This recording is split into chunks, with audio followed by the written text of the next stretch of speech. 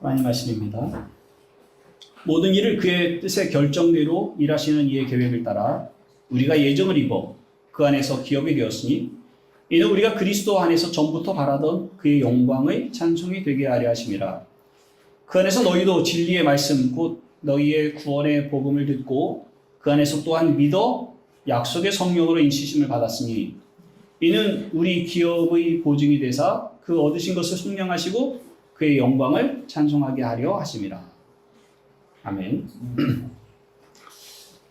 우리는 이제 에베소 1장에 기독교의 본질이 무엇인지에 대해서 다루고 있는 중요한 성경 본문을 읽고 조금씩 설명을 해왔습니다.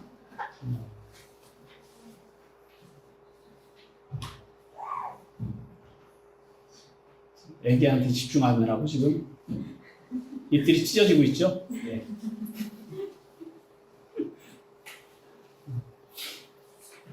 자, 에베소 1장 3절부터 14절까지가 한 단락입니다. 동그라미가 양쪽 끝에 있죠? 그런데 헬라어로 성경이 쓰여졌는데 헬라어는 3절부터 14절까지가 한 문장입니다. 중간에 다 피리어드가 없이 마침표가 없이 한 문장으로 되어 있어요. 근데 우리는 이제 그렇게 번역을 할 수가 없어서 중간중간에 끊어서 번역이 될 수밖에 없는데요. 찬송하리로다 이렇게 3절에 시작이 돼서 14절에 하나님을 찬미하는 것으로 마칩니다. 찬송하리로다. 하나님을 찬양하고 하나님을 예배할 이유들이 그 안에 가득합니다. 그리고 이제 그 결론에 이르게 된 겁니다. 자, 본문에 대한 얘기만 하자면 본문은 좀 알 듯 말 듯 뭐 그렇게 한 번에 읽고서 무슨 말인지 확 와닿지가 않아요. 근데 그 이유 중에 하나가 같은 단어들이 좀 반복이 되는데 11절, 12절은 우리로 출발해서 13절은 너희로 얘기했다가 14절에 다시 우리로 다시 돌아옵니다. 그리고 12절, 14절에 기업이라는 얘기가 반복이 되고 또 영광의 찬송이라는 말도 반복이 됩니다. 그래서 이게 이랬다는 것인가 저랬다는 것인가 그게 좀 헷갈리는 부분들이 좀 있습니다. 11절, 12절은 우리라고 할 때 바울이 자신을 포함해서 그냥 모든 믿는 자를 통칭해서 우리 이렇게 얘기를 하고요. 13절에 너희라고 할 때는 에베소 교회에 보내는 편지니까 에베소 신자들을 말하고 다시 14절에 우리 할 때는 모든 그리스도인들, 에베소를 포함해서 모든 그리스도인들을 포함해서 이야기를 합니다. 자, 그렇게 해서 한번 좀 다시 좀 읽어봅시다. 11절에 모든 일을 그의 뜻의 결정대로 일하시는 이의 계획을 따라 우리가 예정을 입어 그 안에서 기업이 되었으니 이는 목적이에요. 우리가 그리스도 안에서 전부터 바라던 그의 영광의 찬송이 되게 하려 하심이라. 그 안에서 너희도 우리가 그런 것처럼 믿는 우리가 그런 것처럼 에베소에 있는 너희들도 진리의 말씀 곧 너희의 구원의 복음을 듣고 그 안에서 또한 믿어 약속의 성령으로 인치심을 받았으니 이는 앞에서 12절에 이는 했던 것을 그리고 거기서 얘기했던 것들이 다시 반복이 됩니다. 이제 너희에게 해당된다. 우리 기업의 보증이 되사 그 얻으신 것을 속량하시고 그의 영광을 찬송하게 하려 하심이라. 이렇게 반복이 되는데 우리에게 한번 적용하고 너희를 포함해서 또 같이 적용을 하고 그래서 반복을 하고 있어요. 자, 여기서 말하고자 하는 것이 한 세 가지 정도가 되는데 첫 번째는 우리가 생각해야 될 예정하심이라는 겁니다. 예정. 바울은 하나님의 자녀들이 어떻게 하나님의 자녀가 되었는지에 대해서 이미 앞에서부터 계속 얘기를 해왔어요. 도대체 우리는 어떻게 믿는 자가 됐지? 세상에 많은 사람들이 복음을 듣지만 그들이 다 설득돼서 믿지 않아요. 하나님이 세상을 창조하셨다는데 하나님이 아들을 주셔서 구원하셨다는데 근데 그것을 그냥 신화로 여기고 혹은 말장난으로 여기고 그렇게 진지하게 자기의 것으로 받아들이지 않거든요. 그런데 우리는 어떻게 이것을 받아들이고 믿게 되었지? 그 원인에 대한 얘기를 하는데 이미 앞에서 반복이 되어 있는 얘기입니다. 4절에 보면 곧 창세전에 그리스도 안에서 우리를 택하사 하나님이 우리를 택하셨대요. 그리스도 안에서. 세상이 만들어지기 전에. 그리고 오전에도 그 기쁘신 뜻대로, 하나님의 기쁘신 뜻대로 예정하셨다는 거예요. 우리에게서 원인을 찾을 수 없는 겁니다. 우리가 어떤 도덕적인, 어떤 윤리적인, 어떤 신앙의 열심을 가지고 어떤 기질적인 이런 것들에서 이유를 찾을 수가 없고, 모든 일들의 첫 번째 원인이 되시는 절대자이신 그분이 그 안에서 기뻐하시는 대로 일들을 결정을 하셨다고 말하고 있는 겁니다. 그리고 11절에 와서 그것을 다시 한번 반복을 하는데, 모든 일을 그의 뜻대로 결정하시는 분의 계획을 따라 우리가 예정을 입었다. 이렇게 말합니다. 굉장히 어려운 표현이죠. 이 장로교 안에 우리가 들어있는데 꼭 장로교만이 아니라 카톨릭이든 장로교든 감리교든 모든 교파들은 사실 하나님의 예정을 믿고 있어요. 그런데 그 예정을 믿는 방식이 있어서 약간의 차이는 있어요. 그것을 설명은 하진 않겠습니다만, 그러나 어쨌든 전부 다 예정을 믿어요. 하나님이 우리를 선택하셨다고 믿는 거예요. 그런데 믿는 사람이나 혹은 안 믿는 사람이나 이걸 충분히 이해하고 받아들이는 데는 곤란함을 가지고 있어요. 근데 그 이유가 자꾸 인간의 자유의지를 이제 끌어내는 거예요. 우리가 의지가 있는데, 아니 하나님 모든 걸 다 정하셨단 말이야. 그럼 우리는 뭐야? 우리 로봇이지. 이렇게 가는 거예요.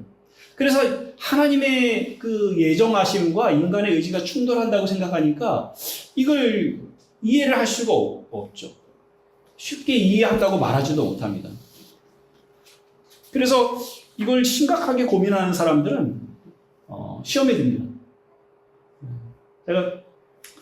저도 이제 주변에 이 문제에서 도전하는 사람들이 있어서 이걸 어떻게 설명할까 참 애를 많이 쓰고, 그래서 칼빈의 기독교 강요에 예정에 대한 파트가 있어요. 아주 굉장히 중요한 부분이니까 길게 서술을 했습니다. 그래서 정말 이렇게 정독을 꾸준히 했어요. 그런데 그 끝에 무슨 말이 적혀 있냐면, 이걸 다 이해하려고 하면 미친다. 근데 그 말을 읽기 바로 전의 상황이 그런 상황이었어요. 야, 머리가 터지겠구나. 근데 딱 정말 그렇습니다. 이걸 우리가 충분히 이해하기가 쉽지 않은 거예요.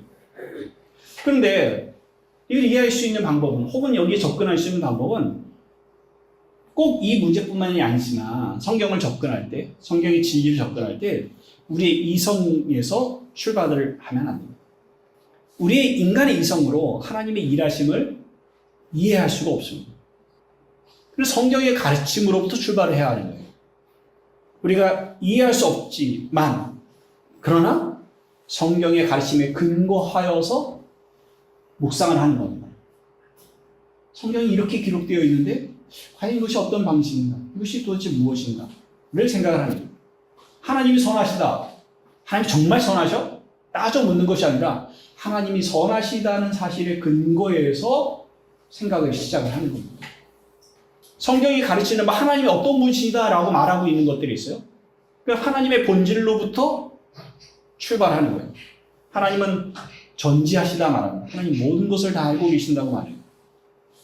이 모든 것이라고 하는 것은 시간과 공간을 초월해서 말하는 겁니다. 제가 가끔 언급했던 것처럼 하나님은 공간과 그 안에 있는 것만 만드신 것이 아니라 하나님이 시간을 만드셔서 그 공간 안에 존재하는 모든 것들이 시간의 흐름에 따라 움직여지는 것까지도 하나님만 아시는 거예요.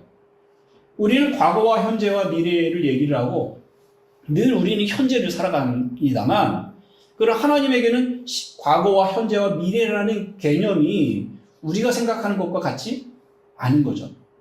그 모든 것들이 하나님 안에 있습니다. 하나님의 창조주의. 야고보 사도가 야고보서 1장에 하나님은 변함이 없으시며 회전하는 그림자가 없으시다, 이런 표현이 있어요. 그림자는 회전하죠. 시간의 변화에 따라, 태양의 움직임에 따라서 그림자가 움직이고 그에 따라서 시간이 측정이 되는 거예요. 그런데 하나님께는 그렇지 않아요. 하나님은 그림자를 받을 수 있는 어떤 형체가 없기 때문에도 그림자가 만들어지지 않지만 하나님은 변함이 없으십니다. 시간이 하나님에게 영향을 주지 못한다는 표현을 하고 있는 겁니다. 하나님 모든 것을 아십니다. 동시에 하나님은 과거, 현재, 미래의 그 모든 일들의 주권을 가지고 계세요. 하나님은 전능하시죠. 거기서부터 출발이 돼야 되는 거예요. 하나님의 계획에 따라 우리가 예정을 입어서 하나님의 소유가 되었습니다. 우리의 배경이나 우리의 인격이나 우리의 열정이나 그런 어떤 요소들이 하나님께서 우리를 선택하시도록 영향을 줄 수 없었다는 겁니다. 로마서 5장 8절 말씀을 봤던 것처럼 우리가 죄인이었을 때에 하나님이 우리를 사랑하셔서 그리스도를 보내주시고 그리스도를 보내주시는 것을 통해서 하나님의 사랑을 확증했다. 그걸 증명해 보이신 거예요. 모든 일들이 원인이 하나님께로 하나님께 있고 하나님께서 시작을 하셨습니다. 기계적 운명론하고 혼동해서 말하는 경우들이 있습니다. 기계적 운명론은 이런 거예요. 하나님이 정하셔서 그러면 내가 믿지 않아도 구원받을 수 있겠네. 혹은 내가 믿어도 하나님이 나를 예정하지 않으신 것이라면 나는 구원받지 못하겠네. 이런 식으로 얘기를 하는 것이 기계적 운명론입니다. 하나님이 예정하셨다면 그 예정은 우리의 믿는 방식을 통해서 하나님이 그 방식까지도 정하셔서 우리가 믿는 방식을 통해서 구원에 이르게 하십니다. 하나님이 정하지 않으셨다면 믿는데도 불구하고 떨어지는 것이 아니라 믿지 않는 것으로 그가 죄를 드러내고 하나님의 심판의 결과에 처하게 되는 겁니다. 그래서 하나님께 탓을 돌릴 수가 없는 거예요. 그가 심판을 받는 것은 자기의 죄로 인하여 심판을 받는 것이고 그가 구원을 받을 때 하나님의 예정하심이지만 그가 믿고 순종함으로 구원을 받았다라고 말을 하는 겁니다. 하나님 모든 것의 제일 원인이시고 우리는 믿고 순종함으로 하나님의 예정을 따라 구원에 이르게 되는 겁니다.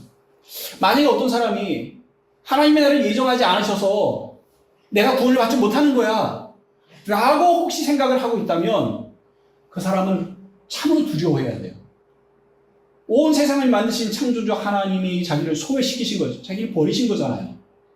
그러면 그분이 만드신 세상에서 내가 머물러 살아가는 것 자체가 사실은 고통스러운 일이죠. 괴로운 일이죠. 그 어떤 보호자도 돌보는 자도 없이 세상에 던져진 존재가 되는 거잖아요. 그래서 혹시 그런 인식이 있는 사람이라면 사실은 두려워해야 되고 괴로워해야 되고 그래서 어찌하든지 하나님의 은혜를 받을 방법이 없을까를 생각하고 다가와야 되는 거죠. 13절은 그 하나님의 기쁘신 뜻이 복음을 전하고 듣는 것으로 나타난다고 말하고 있는 겁니다. 13절에 그 안에서 너희도 진리의 말씀 곧 너희의 구원의 복음을 듣고 그 안에서 또한 믿어 약속의 성령으로 인치심을 받았습니다. 구원을 받았으니 저절로 되는 것이 아니라 예정을 받았으니 저절로 되는 것이 아니라 예정을 받은 자라면 하나님의 선택을 받은 자라면 그에게 어떤 일이 일어나는지를 13절에 설명하는 에베소 교인들이 경험한 일이죠. 그들이 구원의 진리의 말씀을 들었습니다. 그 복음을 듣고 믿었습니다. 그리고 하나님의 성령이 그들을 인치셔서 그들이 하나님의 백성으로 하나님의 자녀로 살아가게 되는 겁니다. 우리에게도 나타난 일이죠. 여러분들이 복음을 믿고 순종함으로 듣고 믿어 순종함으로 하나님의 자녀가 됐습니다. 그런데 그 원인은 하나님 기쁘심을 따라 기뻐하심을 따라 여기까지 오게 됐다고 우리가 고백을 하는 겁니다.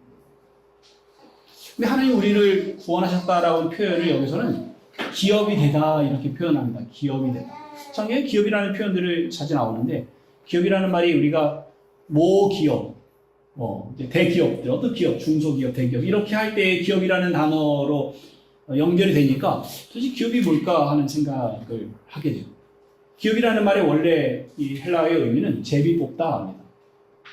구약 성경에 여호수아가 땅을 분배해 줄 때 제비를 뽑았죠. 어느 땅을 차지할지 제비를 뽑아서 그 땅을 할당을 받습니다. 제비를 뽑다에서 출발이 돼서 할당 받다, 정해지다, 배정되다 이런 의미로 갑니다. 그래서 그 땅을 배정을 받았으니 그 땅이 그 사람의 재산이 되는 거예요. 기업이 되고 또 후대에게 물려주는 유산이 되잖아요. 그래서 이 안에 다 그런 의미가 들어있어요. 우리가 하나님의 기업이 됐다는 말은 하나님이 하나님의 것으로 배정받으셨어요. 누구를요? 우리를. 우리가 그만한 가치가 있습니까? 그런 가치가 없음에도 불구하고 하나님의 소유로 제비 뽑아 배정받은 것으로 우리를 여기시는 거예요. 하나님의 소유로 여기시는 거예요. 하나님의 재산으로, 하나님의 기업으로, 하나님의 것으로 우리를 삼으신 거예요. 그러기 위해서 그리스도를 내주셨죠. 그런데 13절에는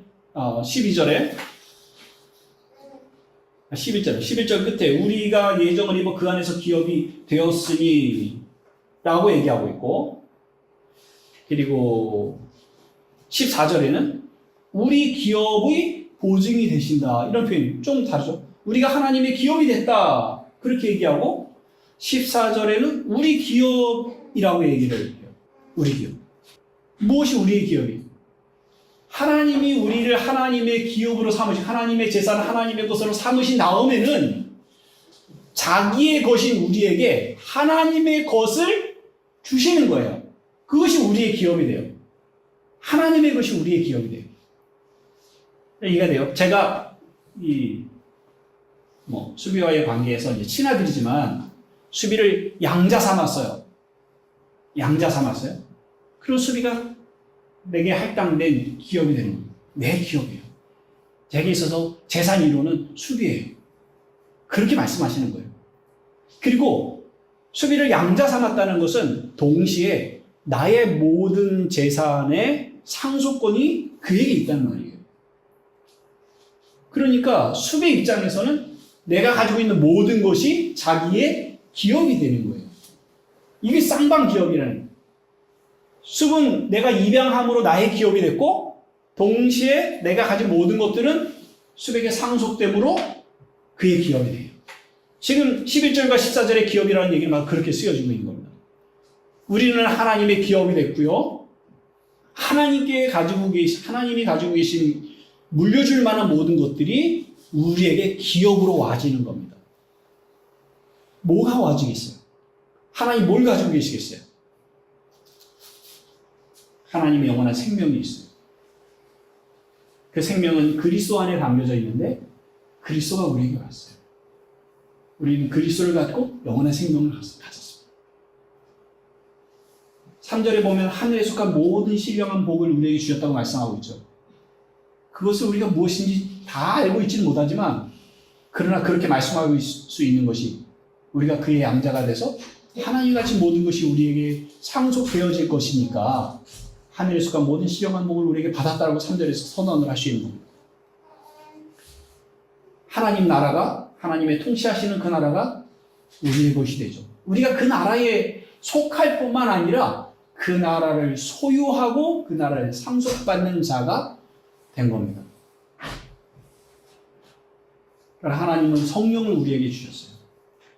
성령은 하나님의 영이시면서 그리스도의 영이신데, 그분이 우리에게 오셔서 여기서는 기업의 보증이 된다. 보증이라는 말이에요. 계약금이라는 말입니다. 집을 전세를 하든지 월세가 되든지 집을 사든지 계약을 합니다.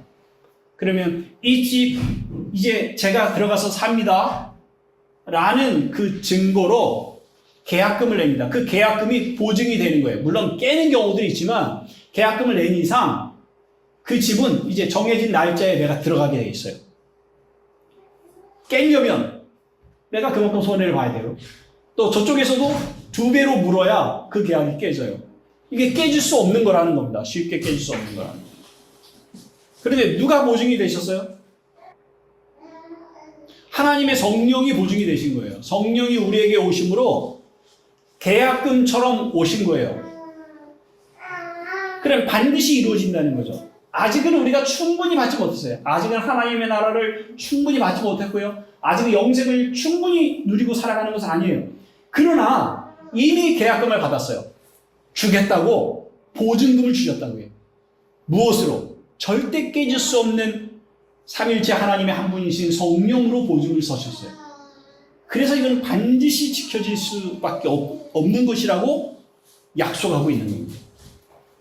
그래서 우리가 기업이 되었다는 것이고, 우리가 하나님 나라의 상속자라고 하는 말씀 안에 들어있는 거예요.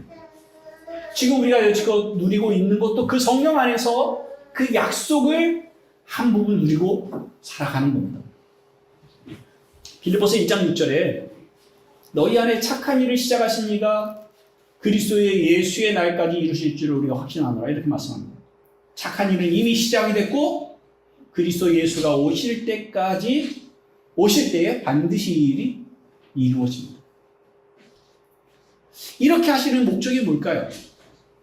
이렇게 영광되게 우리를 기업으로 삼으시고 기업인 우리에게 하나님의 모든 것을 기업으로 주시는데 그것을 깨지지 아니하겠다는 분명한 확신과 소망을 주시기 위해서 성령을 우리에게 주시기까지 하시는 이유가 뭘까요?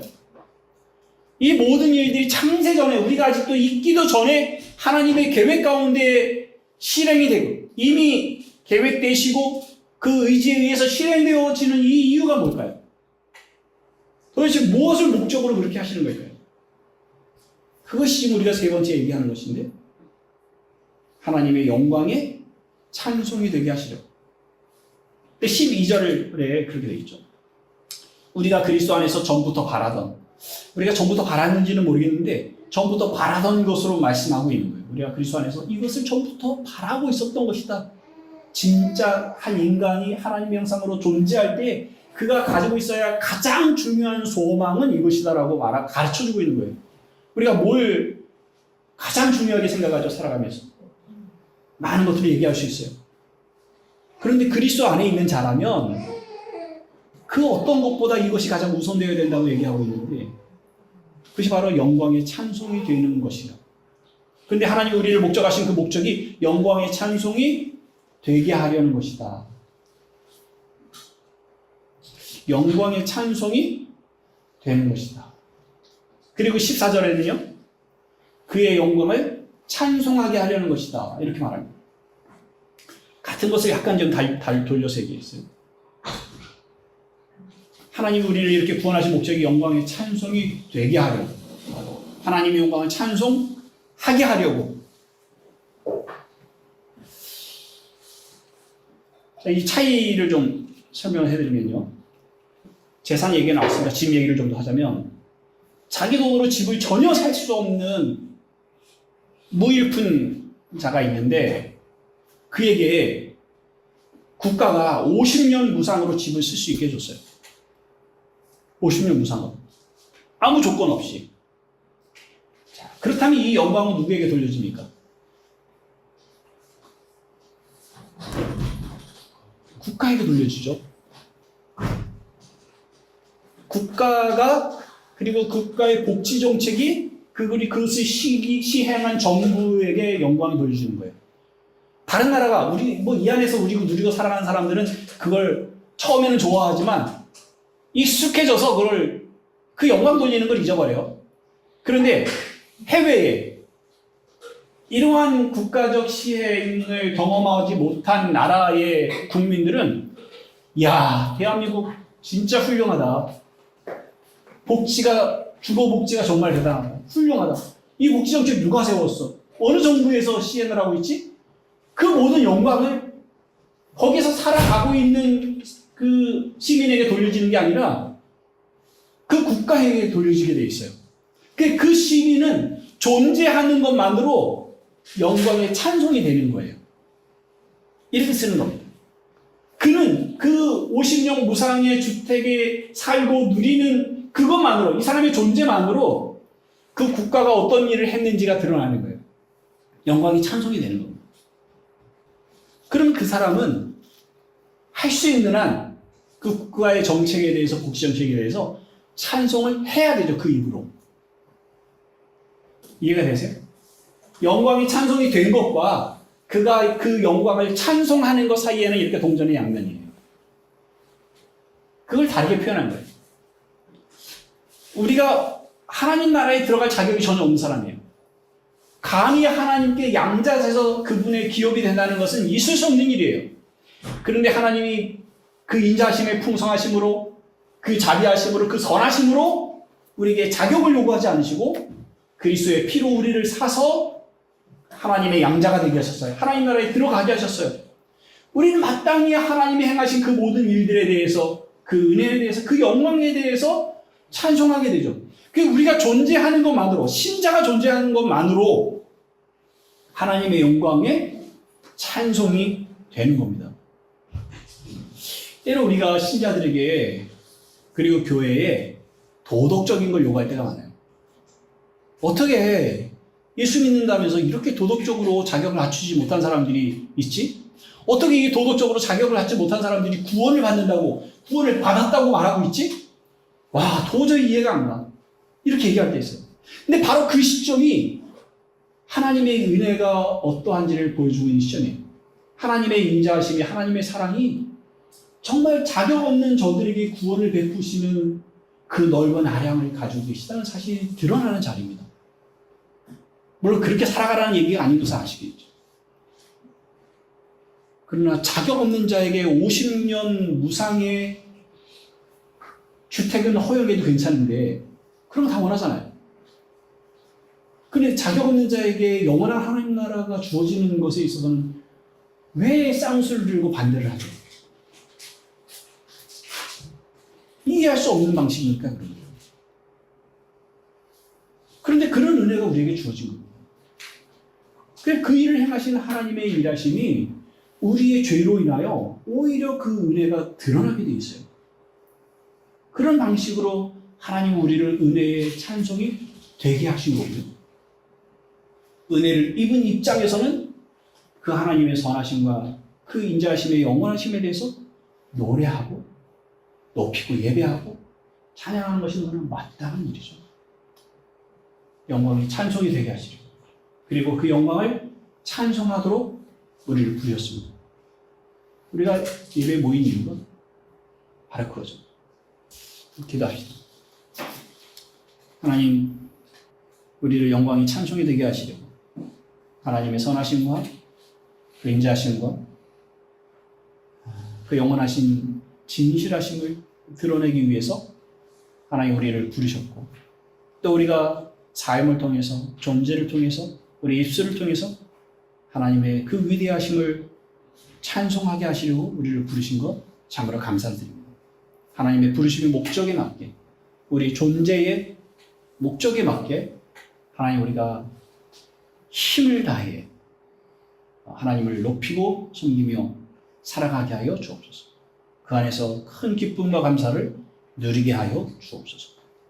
이제 유아 세례를 집례하려고 합니다. 하나님의 성령께서 우리 모두에게 역사하여 주옵소서. 예수 그리스도의 이름으로 기도합나이다. 아멘.